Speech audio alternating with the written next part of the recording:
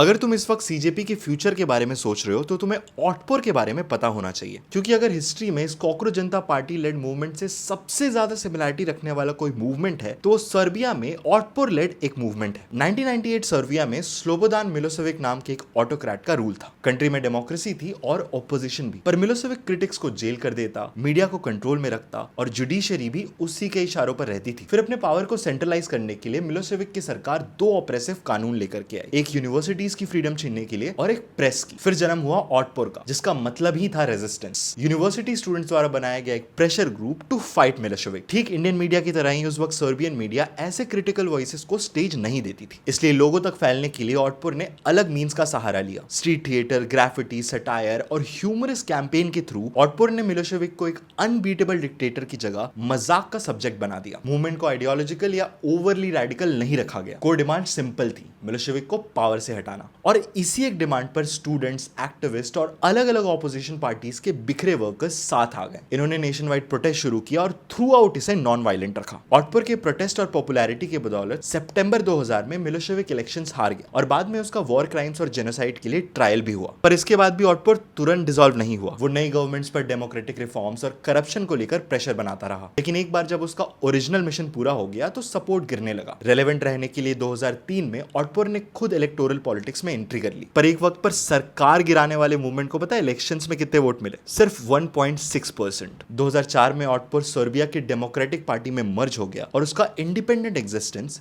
यहीं पे खत्म हो गया। सीजेपी एक प्रेशर ग्रुप रहेगा, खुद इलेक्शन लड़ेगा या किसी पॉलिटिकल पार्टी में मर्ज हो जाएगा, ये अभी क्लियर नहीं है। लेकिन ऑटपोर की कहानी एक वार्निंग जरूर देती है कि किसी लीडर को पावर से हटाने के लिए बना मूवमेंट लीडर के हट जाने के बाद किस लिए एग्जिस्ट करेगा, इसका जवाब पहले से ही क्लियर होना चाहिए, वरना बड़े से बड़ा पॉलिटिकल अचीवमेंट भी रिलेवेंस गारंटी नहीं करता।